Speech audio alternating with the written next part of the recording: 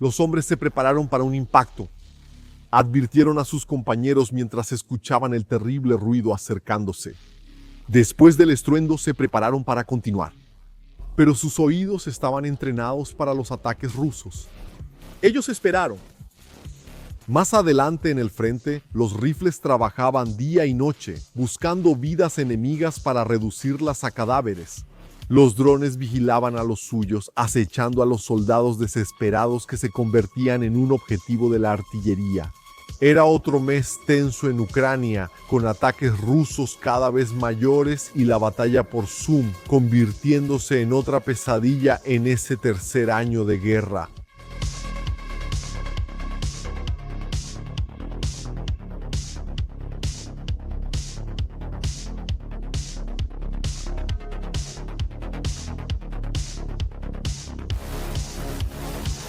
El sol no salió esa mañana en Kiev. Toda la luz que los ucranianos vieron vino de la destrucción rusa que navegó por los cielos hasta encontrar sus objetivos en las ciudades. Fue el impacto de esas visitas inoportunas y criminales lo que iluminó las noches y las mañanas de Ucrania a principios de junio de 2025. En particular, 2 noches fueron difíciles en varias ciudades. El 6 de junio de 2025 hubo el rugido aterrador de la muerte. 407 drones y 45 misiles cortando la oscuridad. Dirigidos no solo a soldados, sino también a hogares, cuerpos y vidas civiles. En Kiev, 3 bomberos murieron, no en combate, sino en una trampa cruel, cuando un segundo misil los alcanzó mientras intentaban salvar a los sobrevivientes. En total, 6 almas fueron apagadas. 80 personas resultaron heridas, muchas con quemaduras graves y huesos rotos. Cuando finalmente salió el sol, no trajo consuelo.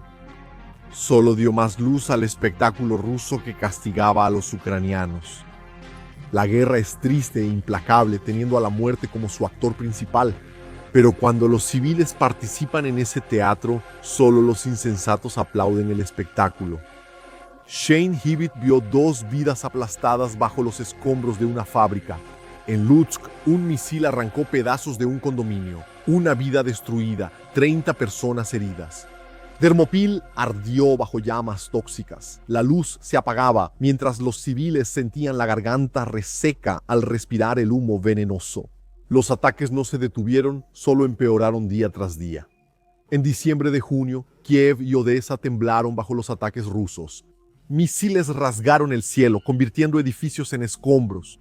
No fue solo con eso con lo que los ucranianos tuvieron que lidiar. El poder de Rusia avanzó cada vez más en su territorio. La invasión en el Oblast de Sum continuó ese mes. Los rusos habían expulsado a los ucranianos de la región de Sudzha, en el Oblast de Kursk, después de cerca de 9 meses de intensos combates. Ahora entraron en Ucrania con un avance rápido, que ya comenzó con bombardeos en las aldeas más cercanas a las fronteras. La región fue evacuada ante la violencia de los conflictos.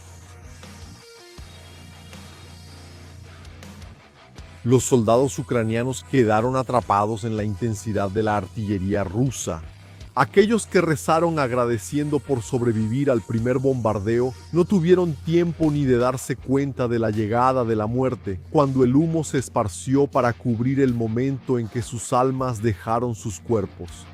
El hecho era que los Grad del 30º Regimiento de Fusileros de Rusia estaban disparando salvas completas de cohetes contra los ucranianos.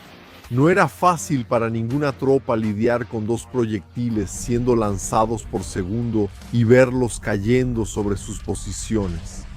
Los 20 kilos de explosivos en las ojivas, explotando masivamente en esa área, quebraron el valor de cualquiera. Los drones de reconocimiento Orión, que se usaron más en Kursk pero poco en otros frentes, volaron desde Rusia hasta el campo de batalla en Sumy. Dispararon misiles XUAV que volaron por kilómetros hasta encontrar sus objetivos, como un tanque T-72 y un vehículo de transporte que llevaba tropas ucranianas a la trinchera. Exploradores de diferentes grupos como el 51 Regimiento Aéreo Autónomo Transportado o la 110ª Brigada de Infantería Naval entraron en esas posiciones ucranianas debilitadas por la artillería. Los rifles entonaron su canción por el bosque. Se acercaron sigilosamente a las defensas que los ucranianos aún intentaban mantener. Algunos disparos llenaron la selva, seguidos por gritos que obligaron a los enemigos sobrevivientes a salir de sus escondites. Con los brazos en alto y el pánico claramente en el rostro, salieron de las defensas desarmados. La rápida expansión rusa en Somme era aterradora. Parecía que sería otro frente en el que los ucranianos perderían territorio rápidamente, como había sucedido en Donetsk en 2024. Eso hasta que las brigadas más experimentadas empezaron a aparecer.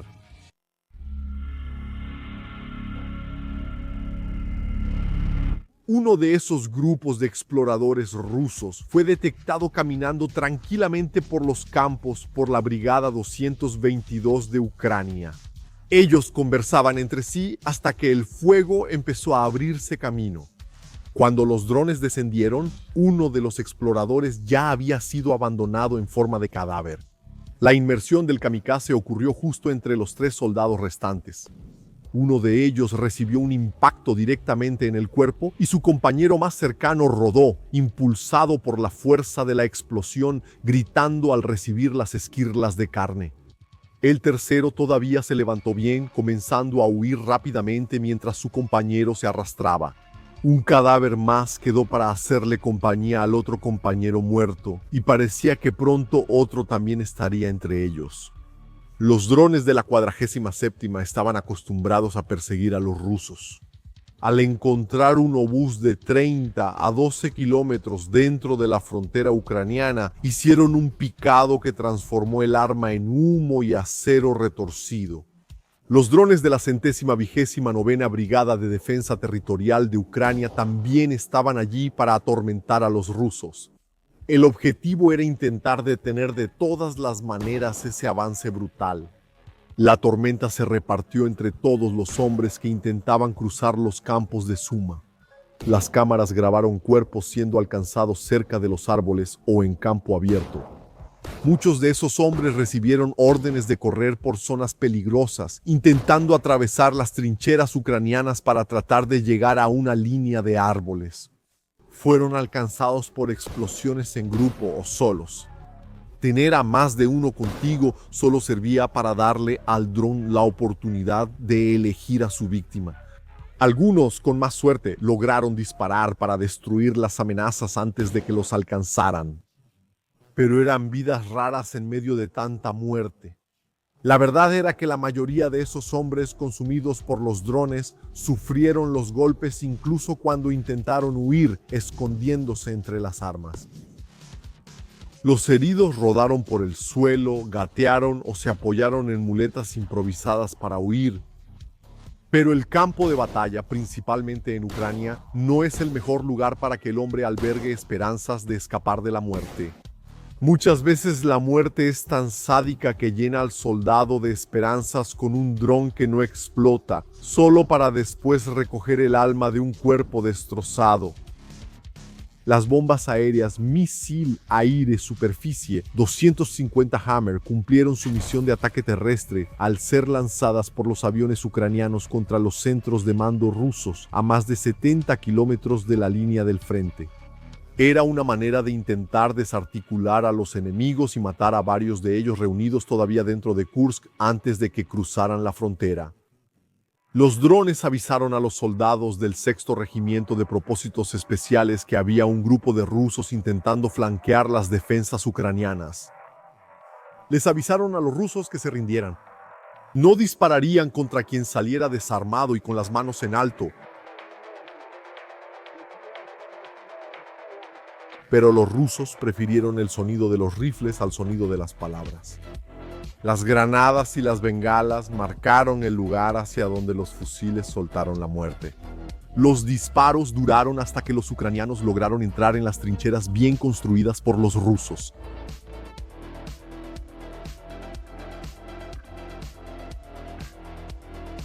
Los combates continuaron durante el día. La munición siguió siendo disparada contra la carne enemiga. Los operadores especiales del regimiento estaban acostumbrados a esas infiltraciones en los bosques. Hicieron mucho de ese tipo de combate contra los rusos y norcoreanos en Kursk, llegando a quedar rodeados por ellos y resistiendo. Ahora estaban rodeando a los enemigos. Era hora de librar su avance apilando cadáveres. Las fuerzas especiales tenían las misiones más difíciles y peligrosas. Sus granadas volaron contra el enemigo por no más de 3 meses y después había una rotación obligatoria para mantener a los soldados descansados. 3 meses luchando contra los rusos ya era demasiado. El desgaste de esas luchas, soltando munición para causar tanta muerte, agotaba el alma de cualquiera. Vieron cadáveres en el suelo, caídos por los disparos de los rifles que ahora se enfriaban. Los rusos que quedaban terminaron rindiéndose. Finalmente, los ucranianos lograron reaccionar contra la amenaza rusa en Jersón, pero reaccionar estaba lejos de separar a los rusos.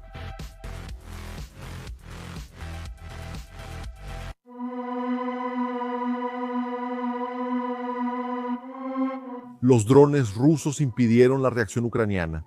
Localizaron en Krip 2 un equipo de transporte de tropas que iba a evacuar a los soldados en la trinchera. El dron kamikaze lo alcanzó de frente. Los soldados escaparon con vida, dejando el equipo en llamas.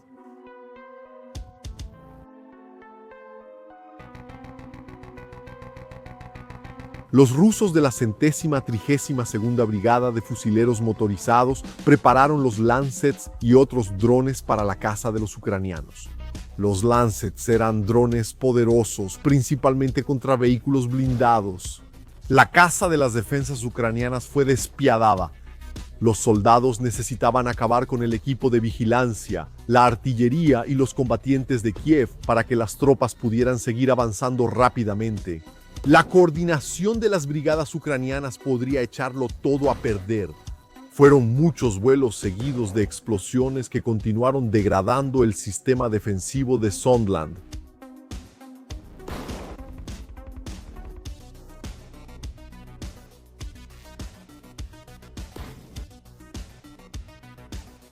Los drones Orión cumplieron su papel en ese proceso. Se dieron cuenta de que el sistema de defensa antiaérea, algo que había dificultado el uso de estos equipos de manera efectiva en los frentes de Donetsk y Luhansk, todavía estaba débil en sumo. Por eso sus misiles siguieron volando. Las explosiones de equipos y sistemas de trinchera eran constantes en ese periodo. Sin una mejor coordinación entre las brigadas ucranianas, la defensa antiaérea y la fuerza aérea ucraniana, los rusos tendrían una ventaja total. A mediados de junio eso empezó a cambiar. El número de drones ucranianos aumentó aún más. Nuevas brigadas llegaron para defender, trayendo consigo la esperanza de detener a los rusos. El equipo del Kremlin fue un objetivo principal. La artillería rusa era capaz de un bombardeo intenso que venía arruinando las defensas ucranianas. Destruir equipos era importante, pero no bastaba con ver el metal ardiendo en el campo. El material humano tenía que ser objetivo del terror de la guerra. La tragedia de la muerte fue llevada por los drones, capturando la imagen del horror en los rostros de los soldados que vieron las hélices tan de cerca, trayendo el fin de sus vidas en forma de fuego o de una agonía duradera que los haría arrastrarse por los campos hasta finalmente agotar sus fuerzas.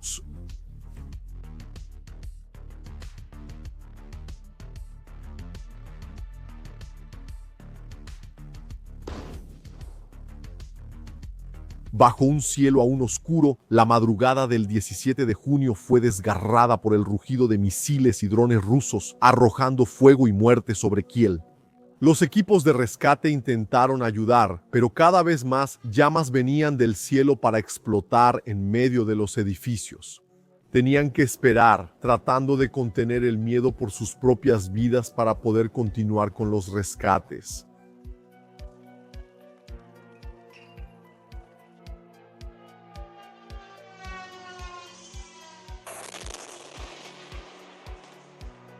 Esas explosiones se fueron extendiendo por Kiev en impactos que brillaban en la noche, junto con los estruendos aterradores. El ataque, uno de los más brutales del mes, dejó marcas de devastación nunca vistas desde el inicio del año. Hubo muertos y decenas de heridos. Muchas familias sorprendidas en su sueño yacían heridas entre los escombros de un edificio residencial arrasado.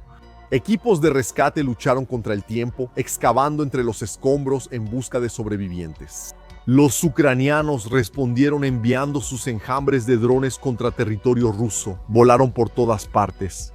Las marcas de humo empezaron a aparecer en las ciudades rusas en esos primeros 15 días de junio. En ese momento, el entusiasmo por el avance en Sumy empezaba a enfriarse, a diferencia del fuego en territorio ruso que aumentaba. Los drones ucranianos volaron en abundancia. Algunos de ellos cayeron cerca de la base aérea de Volgogrado. Un ataque audaz de las Fuerzas Armadas de Ucrania alcanzó el aeródromo militar de Savasleika, en la región rusa de Nizhny Novgorod, donde estaban estacionados los temidos cazas MiG-31K, lanzadores de los misiles hipersónicos Kinzhal. Testigos reportaron cerca de 20 explosiones, mientras que el Estado Mayor ucraniano afirmó que 2 aviones rusos, probablemente un MiG-31 y un Su-30, fueron destruidos.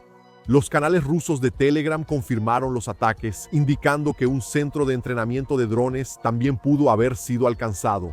El lugar se encuentra a aproximadamente 660 kilómetros de la frontera ucraniana, evidenciando la capacidad de Kiev para alcanzar objetivos en lo profundo del territorio enemigo.